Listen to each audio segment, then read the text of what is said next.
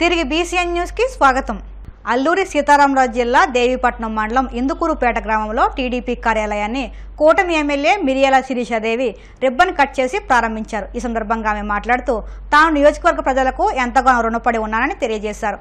ఈ నేపథ్యంలో ఇందుకూరుపేట జూనియర్ కళాశాల డి రావిలంక పునరావాస R&R కాలనీలో పోలీస్ స్టేషన్ భవనాలను నిర్మించాలని ఎమ్మెల్యే మిరియాల శిరీష దృష్టికి తీసుకెళ్లారు. దీనిపై ఆమె సానుకూలంగా స్పందించి ముఖ్యమంత్రి నారా చంద్రబాబు దృష్టికి తీసుకెళ్లి అతి త్వరలోనే శాశ్వత భవనాలను నిర్మిస్తానని ఆమె హామీ ఇచ్చారు. అలాగే రంపచోడవరం హెడ్ క్వార్టర్లో ప్రతి ఒక్కరికి అందుబాటులో ఉంటానని, ఎవరు ఏ సమయంలో వచ్చినా సమస్యల పరిష్కారానికి కృషి చేస్తానని తెలియజేశారు.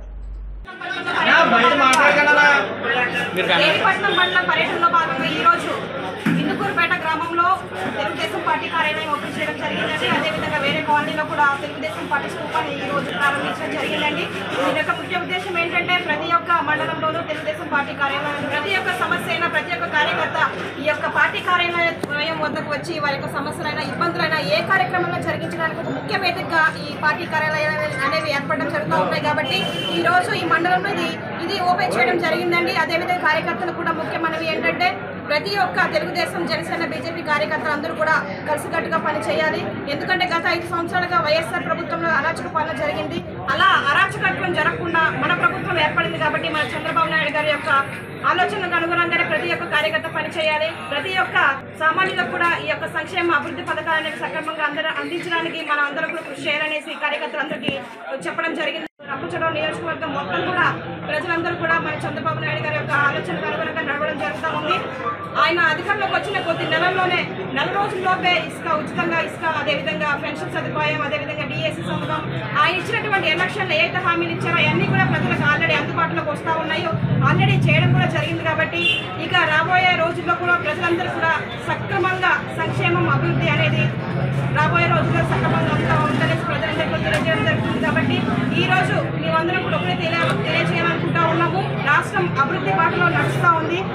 ప్రభుత్వం ఏర్పడిన కొద్ది నెలల్లోనే ప్రజలందరూ కూడా సక్రమంగా అన్ని సేవలు అంతా ఉన్నాయి. ఇంకా రాబోయే రోజుల్లో కూడా ప్రజలందరూ కూడా సక్రమంగా అందుతాయి. ఏ ఇబ్బంది అయినా సరే ప్రజలు నేరుగా నా వద్దకు రావచ్చు. ఎప్పుడు కూడా మీ అందరికీ అందుబాటులోనే ఉంటాను. రంపచోడవరం హెడ్ క్వార్టర్లోనే మేము కూడా నివసించడం జరుగుతూ ఉంది. కాబట్టి ప్రజలు చిన్న సమస్య అయినా సరే నేరుగా మా వద్దకు వచ్చి సమస్యలు పరిష్కరించుకుంటారని కూడా రాష్ట్ర ముఖ్యమంత్రి నారా చంద్రబాబు నాయుడు సంక్షేమం, అభివృద్ధి 2 కళ్ళలా భావించి పరిపాలన సాగిస్తున్నారని చింతలపూడి నియోజకవర్గ ఎమ్మెల్యే సొంగ రాషన్ కుమార్ పేర్కొన్నారు. ఏలూరు జిల్లా చింతలపూడిలో చౌక ధరలకు బియ్యం, కందిపప్పు విక్రయ కేంద్రాన్ని ఎమ్మెల్యే ప్రారంభించారు. ఈ సందర్భంగా ఆయన మాట్లాడుతూ గత ప్రభుత్వంలో నెంబర్ 1 క్వాలిటీ బియ్యం 55 రూపాయలు ఉండగా సామాన్యుడికి అందుబాటులో 49 రూపాయలకే అందిస్తున్నట్టు తెలిపారు. అలాగే కేజీ కందిపప్పు 185 రూపాయలు ఉండగా ప్రభుత్వం 160 రూపాయలకే మధ్యతరగతి కుటుంబాలకు అందిస్తుందని అన్నారు. ఈ కార్యక్రమంలో మధ్యతరగతి కుటుంబాలకు సరసమైన ధరలకే ప్రభుత్వం అందిస్తుందని చింతలపూడి ఎమ్మెల్యే రోషన్ కుమార్ పేర్కొన్నారు. ఈ కార్యక్రమంలో తెలుగుదేశం, జనసేన, బీజేపీ నాయకులు, కార్యకర్తలు పాల్గొన్నారు. మరి ఈ రోజున ఎన్డీఏ ప్రభుత్వం వచ్చిన తర్వాత ఏదైతే చంద్రబాబు నాయుడు గారు చెప్పారో నిత్యావసర సరుకుల విషయంలో ధరలు ఎక్కువగా ఉండడం వల్ల మరి ప్రజలు కొనుక్కోవడానికి ఎంత ఇబ్బంది పడుతున్నారనే విషయం గ్రహించి కందిపప్పు, బియ్యం ఇవి రోజు వాడే నిత్యావసర సరుకులు. సో వీటి మీద ఈ రోజున ప్రభుత్వం ఒక మంచి కార్యాచరణకి శ్రీకారం చుట్టారు. గత ప్రభుత్వంలో వైసీపీ ఉన్నప్పుడు కందిపప్పు వచ్చేసి 185 రూపాయలు ఉండేది. మరి ఈ రోజు ఎన్డీఏ ప్రభుత్వంలో అదే కందిపప్పు 150 రూపాయలకి మరి అమ్మడం జరుగుతుంది. అంటే 25 రూపాయలు తగ్గించి వినియోగదారులకి మరి ప్రభుత్వం వారికి సరసన ధరలు ఇచ్చే విధంగా ఇది చేపట్టడం జరిగింది. అలాగే ఫస్ట్ గ్రేడ్ బియ్యం చూసుకుంటే గత వైసీపీ ప్రభుత్వంలో 55 రూపాయలు ఉంటే మరి ఈనాడు ఎన్డీఏ ప్రభుత్వంలో దాన్ని 49 రూపాయలకి కుదించడం జరిగింది. మరి ఇక్కడ నేను చూశాను క్వాలిటీ కూడా నా ముందు చూడొచ్చు మీరు. కందిపప్పు షార్టెక్స్ చేసి మంచి yellowish కలర్ లో ఉంది. సో క్వాలిటీ అర్థమవుతా ఉంది. గత వైసీపీ ప్రభుత్వంలో ఇదే కందిపప్పు మరి పొట్టు తీయకుండా కన్స్యూమర్స్ కి ఇచ్చేవాళ్ళు. అదంతా కూడా హైజీనిక్ లేక మరి చాలా ఇబ్బంది పడేవారు. అలాగే రైస్ చూస్తే మీరు ఈ 49 రూపీస్ రైస్ చూస్తే మీకు అర్థమవుతుంది ఎంత మంచి క్వాలిటీ ఉందనేది. ఎప్పుడు కూడా నారా చంద్రబాబు నాయుడు గారు సంక్షేమం, అభివృద్ధి 2 కళ్ళులాగా చూసే అధినాయకుడు మరి పేద ప్రజలకి నిత్యావసర సరుకులు సరసమైన ధరలో ఉండాలని చెప్పి మంచి క్వాలిటీ తోటి ఉన్న కందిపప్పుని బియ్యం ఈ రోజు మరి ఇంత తగ్గించి ధరకిస్తున్నారు. సో దాని పట్ల మరి ప్రజలందరూ కూడా హర్షం వ్యక్తం చేస్తున్నారు. కావున మీరందరూ కూడా వీటిని కొనుక్కొని ఆరోగ్యంగా ఉండి మరి మా యొక్క ప్రభుత్వాన్ని ఎన్డీఏ ప్రభుత్వాన్ని ఆశీర్వదించాల్సి కోరుతున్నాను. రోడ్డు ప్రమాదాలను నివారించేందుకు ఆటో డ్రైవర్లు తప్పకుండా ట్రాఫిక్ రూల్స్ పాటించాలని Kakinada DSP doctor K Hanumantharao సూచించారు.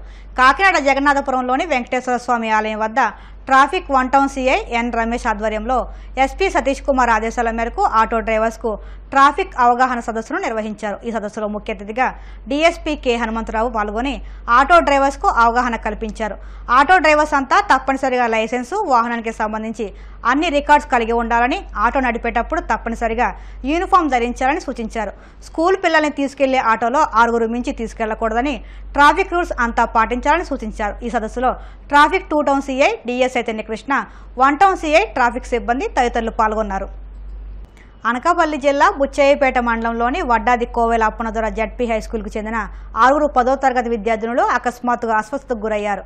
ముందుగా తరగతి గదిలో విద్యార్థిని పి వేదదివ్య కళ్లు తిరిగి పడిపోగా తోటి విద్యార్థులు, ఉపాధ్యాయులు సపర్యలు చేశారు. అనంతరం చోడవరం ఆసుపత్రికి తరలించారు. అక్కడ మెరుగైన వైద్య సేవలు అందించారు. ఎవరికి ఎటువంటి ప్రమాదం లేకపోవడంతో ఇళ్లకు పంపించారు. 10వ తరగతిలో మొత్తం 158 మంది విద్యార్థులు చదువుతుండగా సి సెక్షన్లో 56 మంది ఉన్నారు. వీరిలో 6 విద్యార్థులు స్పృహ తప్పి పడిపోవడంపై ఉపాధ్యాయులు విస్మయానికి గురయ్యారు. ఎంఈఓ కాశీ విశ్వేశ్వరరావు విద్యార్థులను పరామర్శించారు. తరగతి గదిని పరిశీలించారు. ఆక్సిజన్ సరిగా అందకపోవడం వల్లే అస్వస్థతకు గురయ్యారా అని అధికారులు అనుమానిస్తున్నారు. అనంతరం విద్యార్థులను వేరే తరగతి గదికి మార్చారు. బుచ్చిపేట ఎంఈఓ నా పేరు విశ్వేశ్వరరావు అండి. నేను ఇక్కడ ఉండడం వల్ల వెంటనే విషయం తెలిసిన పిల్లలందరూ సుమారు ఒక 6 మంది ఆడపిల్లలు, 10th క్లాస్ పిల్లలు పడిపోతుంటే వెంటనే వెళ్తే వాళ్ళు ఏంటంటే నిన్న నుంచి ఎలా జరుగుతుందని అన్నారు. వెంటనే తెలుసుకొని primary health centre Vaddadi madam గారికి ఫోన్ చేసి వెంటనే ఫస్ట్ ఎయిడ్ అక్కడ వెళ్ళి తీసుకెళ్ళాను. ఇది ఒకళ్ళు చూసి ఏదో సైకలాజికల్ ఫీలింగ్ పడిపోయి ఉంటారని మేడం గారు చెప్పారు, పర్లేదని చెప్పారు. ఇది 12:30 కల్లా జరిగింది. ఒక అమ్మాయి పేరెంట్ ఏంటంటే అలా ముందునే టెస్ట్లా చేయించాను, ముందు నుంచి మా పాప పిల్లగా పడిపోతుందని చెప్పాడు. ఒకళ్ళు చూసి ఒకళ్ళు సైకలాజికల్ ఫీలింగ్ వచ్చి పడిపోయారండి. ఫస్ట్ ఎయిడ్ కంటే వడ్డాది ప్రైమరీ హెల్త్ సెంటర్ తీసుకెళ్ళామండి. తర్వాత వడ్డాది ప్రైమరీ హెల్త్ సెంటర్ నుంచి చోడవరం తరలించారు. అక్కడ ఇప్పుడు కనుక్కుంటే పిల్లల పరిస్థితి బాగుందని చెప్పారు. వార్తలు ముగించే ముందు ముఖ్యాంశాలు మరొక్కసారి. శ్రీనివాస మంగాపురం కళ్యాణ వెంకటేశ్వర స్వామి ఆలయంలో ముగిసిన సాలకట్ల బ్రహ్మోత్సవాలు, వేడుకగా స్వామికి ఊంజల్ సేవ.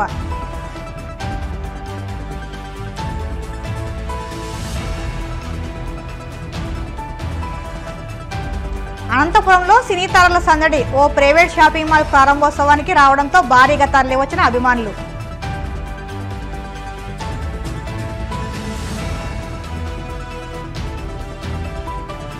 గ్రామాల అభివృద్ధిపై అధికారులు దృష్టి సారించాలన్న పెద్దాపురం ఎమ్మెల్యే చినరాజప్ప, నిర్లక్ష్యం వహిస్తే చర్యలు తప్పవని ఆదేశాలు.